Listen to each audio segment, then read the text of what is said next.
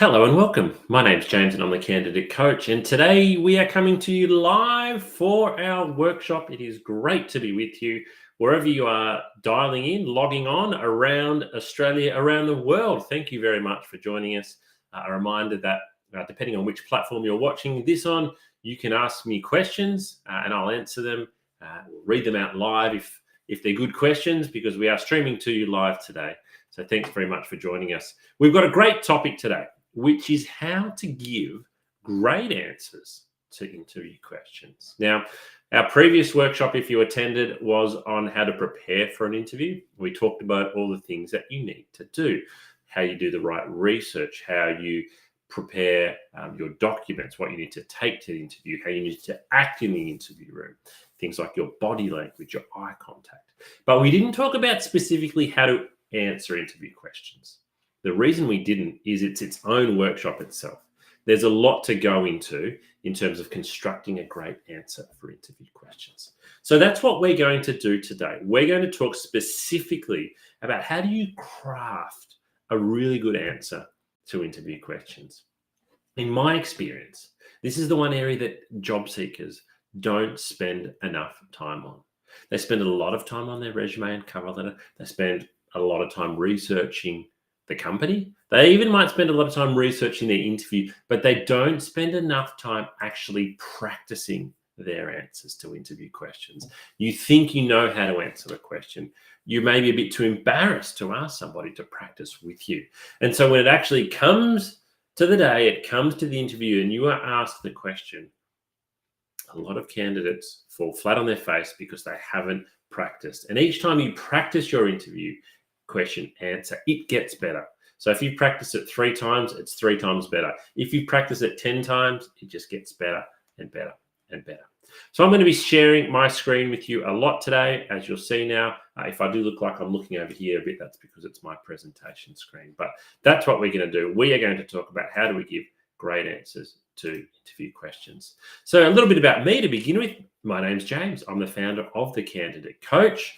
I've been coaching job seekers for a long time now. Throughout my career, my other role is a director of a recruitment agency where I've been at for nearly 20 years. And in that time, this is my best estimate. The numbers could be much higher than this, but I estimate I've conducted over 3,000 interviews, conducted over 600 group assessments, and placed well over 1,000 people into jobs. And we built The Candidate Coach about 5 years ago because we just felt that there was a real lack of relevant training, particularly for Australian job seekers. So that's me. As I say with all of my coaching, when you are getting coaching on anything to do with looking for work, whether it's your resume, whether it's your cover letter, whether it's your LinkedIn profile, whether it's your interview performance, you are going to get a wide range of opinions. It's like if you're on Google and you Google chocolate cake recipe, you will probably get, 20,000 chocolate cake recipes. They will all make a chocolate cake, but they all use different ingredients and different methods, and are just all slightly different. At the end of the day, they will make a cake, so they're all valid. It's a bit the same with advice in terms of looking for work. Everybody has an opinion. Some opinions you should listen to more so than others. But what I'm going to share with you today, again, is my opinion. Now, someone else's opinion might be different to mine. That doesn't mean that I'm right, they're wrong, I'm right. You need to consider all opinions when you're going for work. My advice is generalist in nature. It's not specific to a particular job type. So today, let's just talk about a little bit of housekeeping, just in case every now and then something goes wrong. If I lose power, if there's a lightning strike, if I do drop off at any time, I will certainly rejoin. As I said, we're taking questions. Ask me questions. Use the comments box. Take lots of notes. And if something you want to watch again happens in the video, you can do so. We are streaming on our YouTube channel. You can jump on and watch it all again. You can share it with a friend if you like. My first question for you today is, what is the most common interview question in the world? Do you know what the most common interview question in the world is? Feel free to type it in as I'm giving you a moment to think about this, because this question is maybe not as obvious as you think. This question I ask every single candidate, and I ask every single candidate at the start of a phone interview. I ask every single candidate at the start of a face-to-face interview. I ask every candidate in a group assessment this question as well. The question simply is, tell me a little bit about yourself. Now, this question doesn't sound, I guess, overly official, does it? It doesn't sound like a really serious interview question, but it is the type of question that you need to be really prepared for. So I want you to do the following. I want you to get out a piece of paper or open up another window on your computer, and I want you to write this down. So write down what you're seeing on your screen now. I want you to write down, first of all, your name. I want you to write down, and don't write down the answer to these, write down overview of your work history. Write down number 3, your top 3 skills, and number 4, the type of work that you're looking for. So write down just what you're seeing on the screen now. Don't give answers to those statements because that will take you a little bit of time, and I actually want you to do that, but outside of this workshop. So what I've asked you to do here is to create what we call an elevator pitch.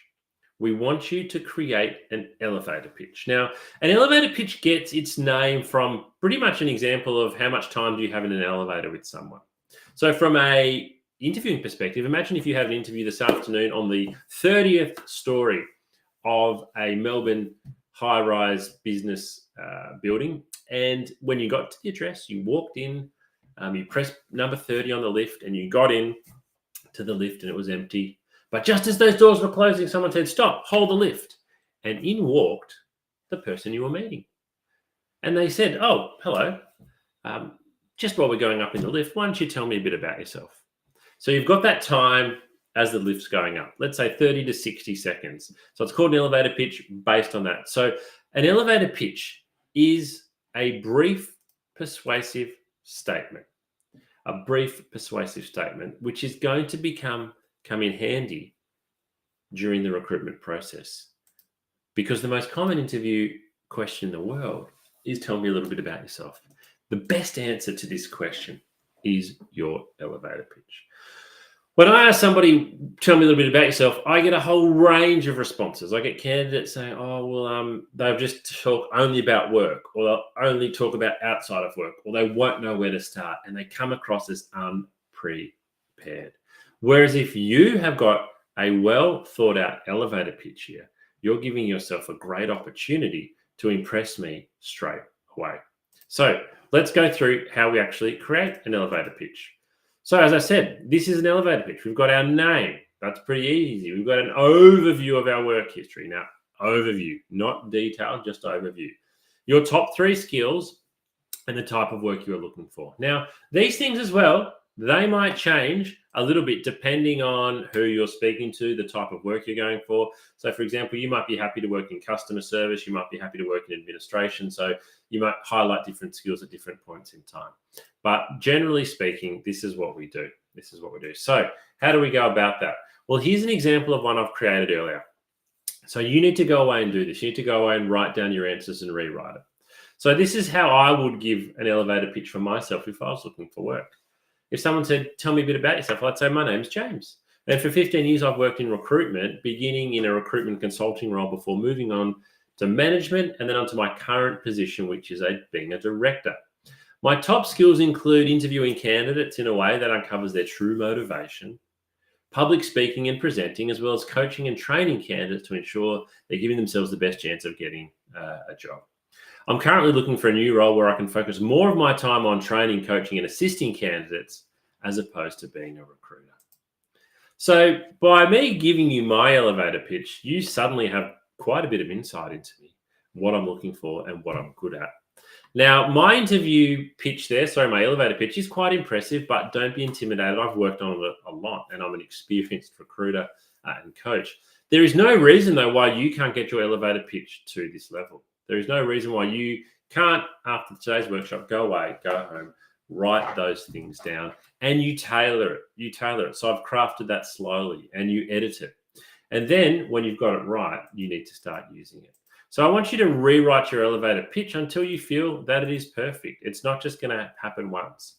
Once you've done that, you've got it to a point where that's really good. I'm really happy with it. I want you to print it out. I want you to stick it on your fridge at home. Have a copy on your desk. Have a copy on your bench at home. Save it in your phone. The reason I want you to do that is because if somebody calls you for an interview on the phone and says, hey, can you tell me a bit about yourself? Your brain's going to go, this is it. This is my elevator pitch. This is when I need to use my elevator pitch. And then you're going to go, oh, what is my elevator pitch? But if you've got it saved on your phone, if you've got it printed out on the desk in front of you, you can look down at it, you can start to read it back, and it will come back to you. You want to avoid those, those moments where you have that brain freeze.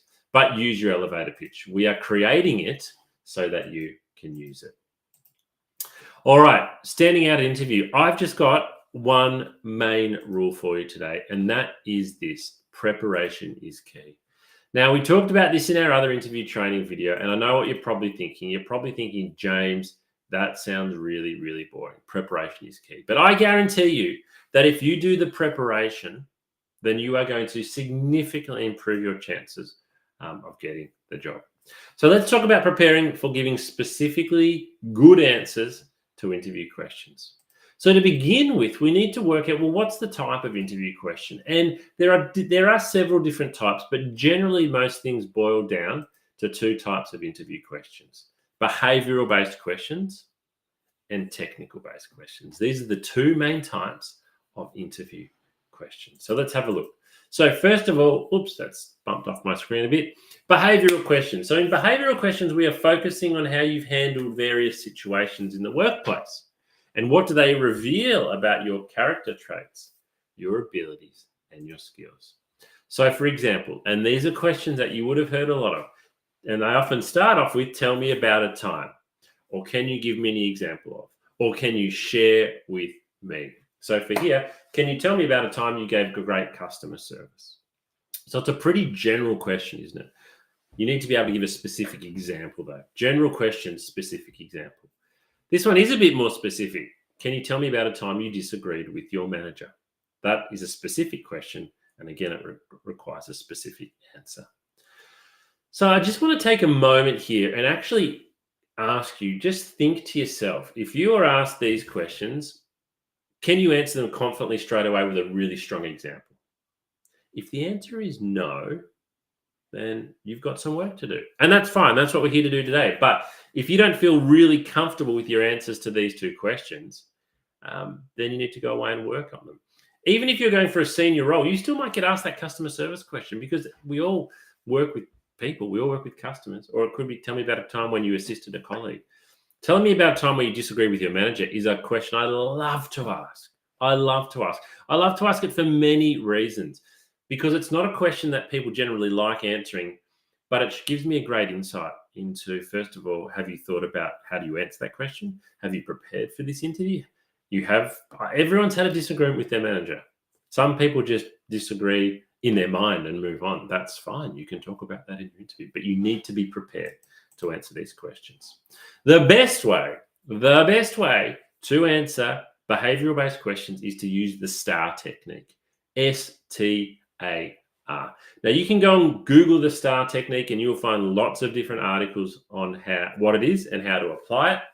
I'm going to show you in a practical way today how you can go about using the STAR technique. Each letter in the STAR technique stands for something. So, S stands for situation. So I want to describe the situation. So if I'm asking you about a time where you disagreed with your manager, I want you to start off by describing the situation and when it took place. I then want you to explain the task.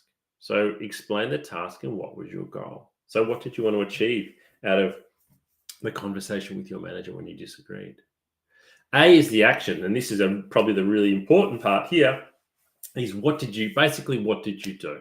Provide the details about the action that you took. So for example, a time when you gave great customer service, the situation was this: I was on the phone with a customer. The task was that the customer's package hadn't arrived. The action I took was this. So A is the key step here. What did you actually do? And then R is the result. So what happened as a result of your action? What was the process? So let's have a look at this. Let's have a look at this in a real sense. When we're talking about the situations, we need to set the scene here. So again, if it's a customer that's a customer service role, and you're going to share an example of a customer that called in because their package hadn't arrived on time. We need to set the scene. So we want to be specific here. We don't just want to say, oh, there was a customer that called in because their package hadn't arrived. Give some more details. I was working on the phone. It was a Friday at 4 o'clock. It was late in the week. And I received a call from a distressed customer because a package hadn't arrived that they needed for Saturday morning. The package was this, and this. Give some context here. I'd really encourage you to Google storytelling. How can you tell a story in a really effective way? Story techniques are very, very appealing. But we want to set the situation here, and we want to go into detail, set the situation, set the scene really well. What was the task? So in this example, if we have a customer that's called in that's upset, describe the exact responsibility in the situation. I was dealing with the customer. It was my responsibility to resolve it. My manager was on another call, or they'd gone home from the day. But we want to make sure the hiring manager knows specifically what you were assigned to do here. Maybe your responsibility was always to deal with difficult customers. There wasn't an option for you to go to somebody else. There wasn't an option for you to pass this on. The task for you was to help this customer with their inquiry and to resolve the issue. So as I said, A for action, this is the key step here. So what did you actually do? So I'm going to read this out. This step is probably the most important part of the story. Here you explain how you handled the difficult situation or conquered the problem. Talk about whether you did it alone or as part of the team. What you're trying to communicate is your assessment of the situation and the response to the problem, as well as how you got the team involved. Share as many details as possible here. So what a lot of candidates do is they don't share enough details, but we want to share details. Avoid acronym and company-specific jargon. So in using my short example here of if you're in a customer service role and a customer called in with a problem, we need to go into details here about what steps we took. Don't be worried about giving a long answer to this question. You can always ask the interviewer, am I going into too much detail here? They will tell you if you are. So if you're worried about doing that, pause halfway through and ask. But most candidates, 9 out of 10 candidates, don't go into enough detail with regards to the steps that they took within the action. What did you actually do? Be specific here. Talk about the things that you did. And then finally, the result. Close the story with a positive outcome. Obviously, you're not going to share an example here for most questions that have as a negative outcome. So talk about the result. If it was that the customer's package arrived, just in time because you did this, and this, and they then sent through an email to you and gave a 5-star Google rating saying how happy they were. Talk about it. That's the result of the action that you took. But don't just talk about what you did. Talk about what it then led to. So let's look at this in terms of another example. Let's pretend, and this is a nurse. We're going to use an example here of a nurse going for a nursing job. Describe a time when you handled a difficult situation at work. How did you react? So this is how a nurse answered this question. In my last job as a night nurse, one of my colleagues quit after securing a job with a top private hospital. Though I was managing a ward full of patients, I was assigned to one patient who didn't want to be admitted. He wanted to bolt out of his room. I made myself available to the patient, discussed with him the reason he was being admitted, and assured him that he would receive 24/7 attention and good care. The patient finally calmed down and agreed to spend the next 3 days under my observation. He was discharged on the 3rd day, and the wife personally thanked me for handling someone she knew to be extremely stubborn and difficult. This is a really solid answer. This is a wonderful answer. So let's break it down though. In the red, we have done the S here. We've got the situation. So the situation was I was a night manager and one of my colleagues had quit. The task was that this person was assigned to a patient who didn't want to be admitted. So that's the task. I've got to admit a patient who doesn't want to be admitted. The action in the green was making themselves available to the patient, discussing the reasons, so on and so forth. And then the result was on the 3rd day, the patient was discharged. And the wife personally thanked the nurse. So you can see that in action. S is red, the T is in the blue, the A for action is in the green, and the R is the purple there, the result of what's happened. So at first it looks like a short answer, doesn't it? It's just kind of one paragraph there, and it's very succinct. You might most people would struggle to give an answer that is this succinct, but this is a good example for me to share with you of describing the situation, the task, the action, and the result. So go away and use the STAR technique. Okay, so there we've talked about behavioral-based questions, which are the most common and probably the ones most people struggle with, because you need to provide those examples. You need to talk about the situation, the task, the action, the result. You need to do so well. You can go away and Google these types of questions. So you need to have examples, I think, always for, a time that you've worked in a team that had a great outcome, a time when you worked in a team that had a poor outcome, a time where you deal with a difficult customer, a time where you disagreed with your manager, your greatest achievement at work. When someone says, what was your greatest achievement at work? If you got an employee of the year, don't just say that was your greatest achievement. Talk about why. What was the situation? What did you do throughout the year? What were the actions that you took? What was the result of becoming employee of the year? Go into those details there. When you practice giving answer to behavioral-based interview questions, what you will notice is that each time you give the answer, it probably should get a little bit better. The details should get a little bit better. You'll actually start to recall more information about the situation each time you've done it. But if you've never practiced it, it's a huge risk. It's a huge risk turning up to interview, never having given those answers before. Okay, moving on. Let's look at the second main type of interview questions, and they are what we call technical interview questions. So technical interview questions focus on the skill, the qualification, and the experience required to do the job. So a couple of examples here. Tell me about the accounting software packages you are most familiar with. Or for a sales role, what sales methodology do you find to be most effective? So here we've got specific questions, and every role, every industry is going to be, very, very different. So that first question there, for example, tell me about the accounting software packages you are most familiar with. We're going to be talking about a technical answer here. We're going to be talking about MYOB. That's an accounting software that you might have used. But we need to talk about it in detail. We don't want to just say I've used MYOB software. We want to say where we've used it, when we've used it, how we've used it, what version we use of it, what we like about it, what we find challenging with it. So the important part of the technical interview question is to focus on actually answering the question. So if I've asked you what accounting software packages you are familiar with, focus on answering that.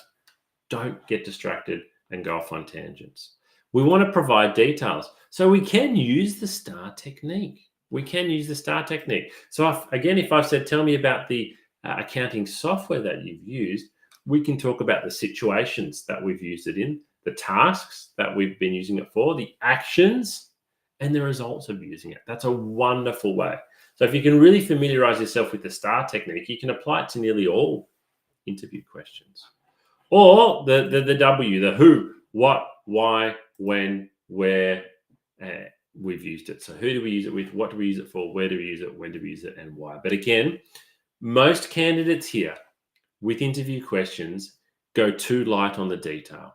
I would rather you give too much detail and then occasionally pause and say to the interviewer, am I giving you too much detail? They will tell you if you are or if you need to move on. So STAR technique, or who, what, why, when, or where. We also need to give further detail. So again, on my second point there, or ask if it is okay to do so. If we're talking about examples of when we used MYOB software, you can say to the interviewer, do you mind if I give you a further detail just to highlight my experience with using MYOB software? The interviewer will say sure, or that's not necessary. But if they say sure, and you give further detail, you're just elevating your answer further and further. And as you elevate your answers further, you're elevating your suitability for the role further and further. Try to relate the answer to the job or the company that you're interviewing with.